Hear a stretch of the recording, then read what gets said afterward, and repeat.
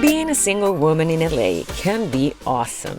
The nightlife, the beach, the shopping, the fun. But somehow, all of that seems to change when you're middle-aged.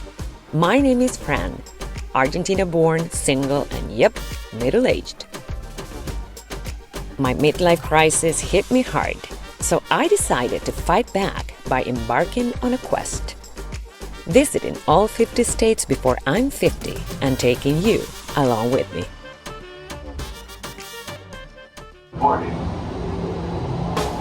Okay, world, here we go.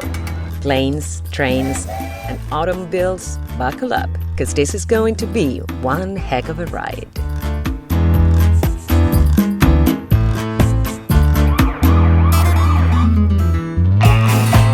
Welcome to my 50 before 50.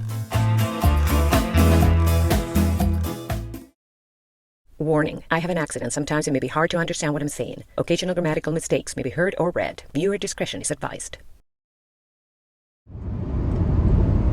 Good morning. On our way to Indiana from Ohio. And we're gonna drive by, well, not really drive by it, but close to Akron, Ohio, which deserves a special mention because Mr. LeBron James is from there and he's kind of good at what he does, I'd say, you know. That's it. Just wanted to share that.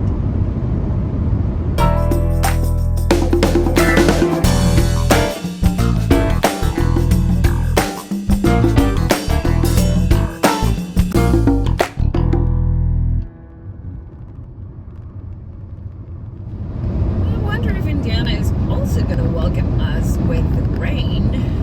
Based on that sky, I'm gonna say yes. Well, it did not rain. In fact, my Indiana visit kicked off with wonderful weather. Nice. But the house I was visiting became known for something far from wonderful. My first stop was the Levi and Catharine's Coffin house. This house belonged to Quaker abolitionist Levi Coffin and his family, who carried a humble life in this property, which has now been restored and staged as it was back in its heydays. But this National Historic Landmark became such for being a safe house that helped thousands of freedom seekers find their way to freedom up north for over 20 years. The house underwent several modifications to allow for hiding places, just like this secret door in the maids' quarters that could hold up to 14 people when slave hunters searched for runaways. As most Quakers, the Coffins strongly opposed slavery, and their house eventually became to be known as the Grand Central Station of the Underground Railroad, the system of secret routes that helped freedom seekers reach the Free States and eventually Canada. Mr. Coffin owned a dry goods store, so the ample basement kitchen with a still working spring-fed well and the large attic and storage rooms, which all served as hiding places, did not attract much attention, nor did this false bottom wagon, for instance.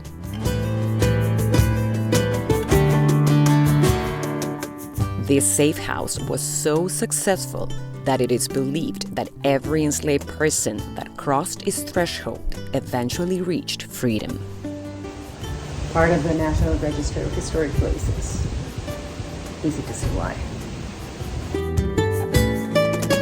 The visit includes a museum with interactive exhibits and plenty of history and information. Mr. Coffin was well aware that he was risking his life and that of his family with his activism, but in his own words, "I did not feel bound to respect human laws that came in direct contact with the law of God."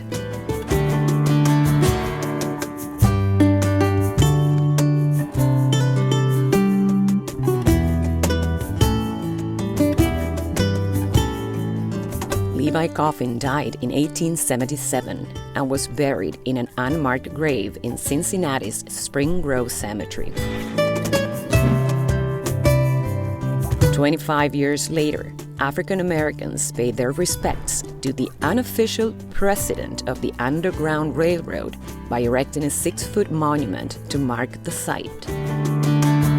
As for me, I am always deeply moved by the ones that risk their own lives for a cause that is seemingly not their own, as those are the people that move this world forward.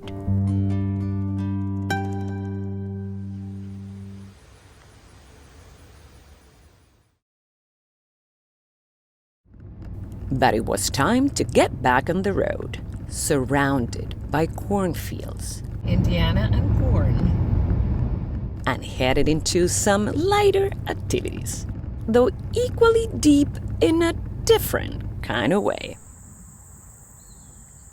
Well, this should be a fun one. Keyword should, because we never know. But we're gonna go into caves in Indiana. So I found this online, and I'm excited to see what this is going to be. We are taking a boat and riding in caves, subterranean caves, of course. Let's see. Welcome to the Bluespring Caverns in Bedford, Indiana.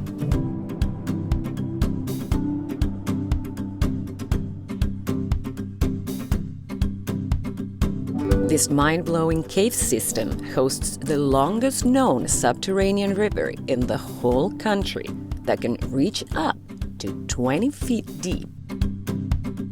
The hour-long boat tour takes you through part of the 3 miles of the river's navigable waters, offering a one-of-a-kind look into its amazing topography. This cavern was formed in 2 types of limestone, which gives it a very unique look. Funny-shaped stalactites, tunnels, and other formations are easy to spot. And though you don't get to see many, plenty of animal species find their home right here, most of them blind, like the northern blind cavefish, and of course, bats. Educational and fun, this is a highly recommended visit that people from all walks of life and ages can enjoy alike.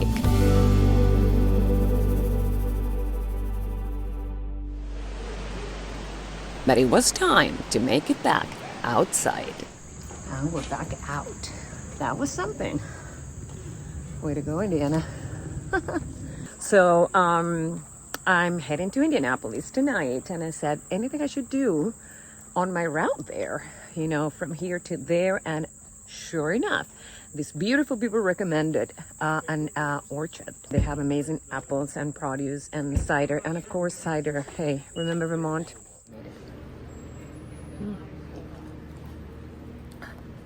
I love cider, so just like I love corn. Have I mentioned I love corn? I think I have. Anyway, so we're going there. They close at 5, and it is 5, but today is Sunday, so they actually close at 6. Worth it. Sure enough, only a few miles away, I found Applacres, a store that started as a roadside stand over 60 years ago. And indeed, they have amazing fresh fruit, vegetables, and others. The perfect roadside stop for me. Oh, and I got my cider, leaving as a happy camper.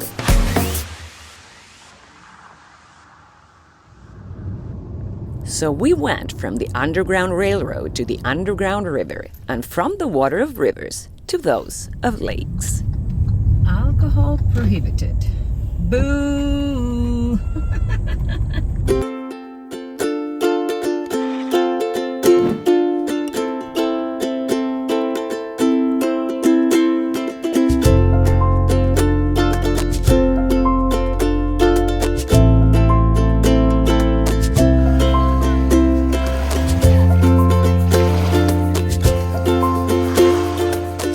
Lake Monroe Reservoir includes the largest lake in the whole state.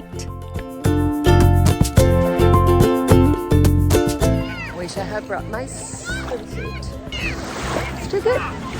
Feet on the water. Its warm waters attract visitors pretty much all year round. The reservoir includes camping sites, recreation areas, marinas, and, of course, a few restaurants. So Windjammer was my choice for dinner on this perfect first day in the Hoosier State.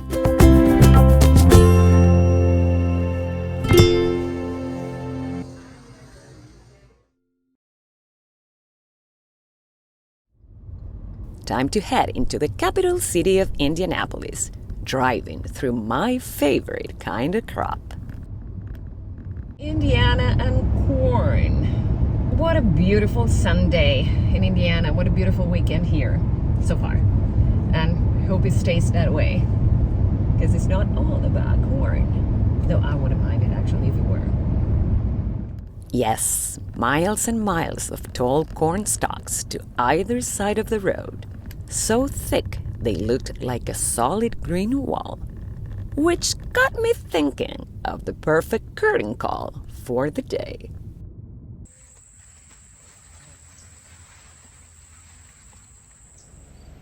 Yes, I'm officially an idiot.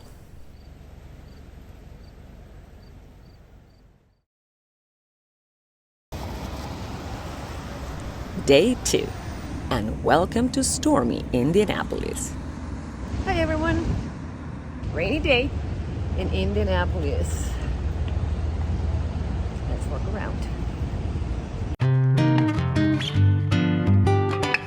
My first stop was the City Market, a landmark that hosts over 30 different vendors offering food, gifts, and haircuts, just to name a few. The place is also known for its underground catacombs, which were used to store and transport goods back in the day, and which I did not visit. Outside of it, we find a statue dedicated to USS Indianapolis sinking survivor Jimmy O'Donnell, and only a few blocks down, the impressive Sailor and Soldiers Monument, which is part of the Indiana World War Memorial Plaza, honoring this state's veterans, and includes several sculptures, fountains, and even an observation deck. Located over at Monument Circle, right in the heart of downtown, this was only one of the many monuments I would get to see, though most of them under the rain. And why so many? In the words of the Indiana War Memorial website, which you can find in the video description, no state has a city with more monuments dedicated to veterans than Indiana's capital, and no city in the country maintains more acreage honoring veterans than Indianapolis. It is also home to the American Legion National Headquarters, which is the largest veterans organization in the world. The Indiana War Memorial Commission's primary mission to commemorate the valor and sacrifice of the United States Armed Forces and to honor Hoosier veterans and Indiana's role in the nation's conflicts.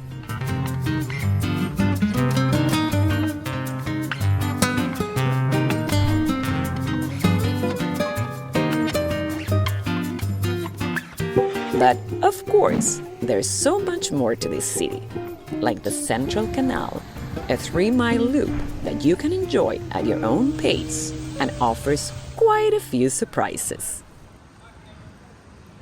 The Fresco Italian Cafe proved to be the perfect spot to grab a snack by the water and also to grab a gondola?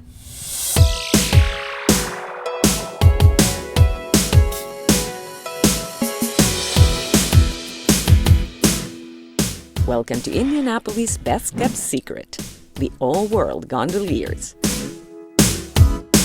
Because since you have canals, you might as well fill them up with gondolas.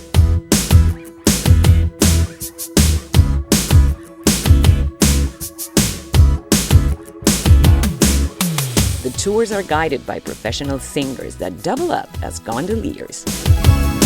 Loving these canals, just because I love canals.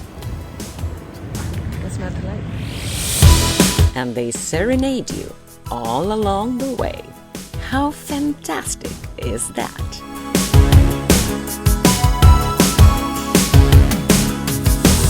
So if I were to show you this video without any context, would you guess we are in Indianapolis, Indiana? I wouldn't. But it's all good.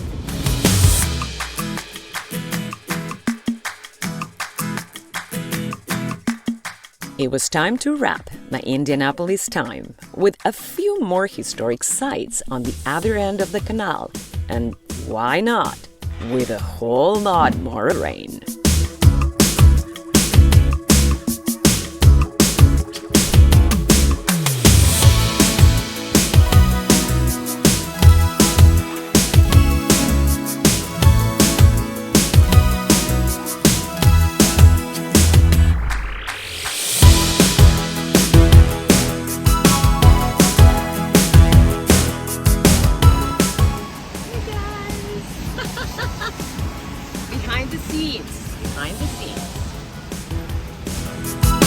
This crew of one was ready to hit the road again and leave the rain behind. And boy, was this rain something.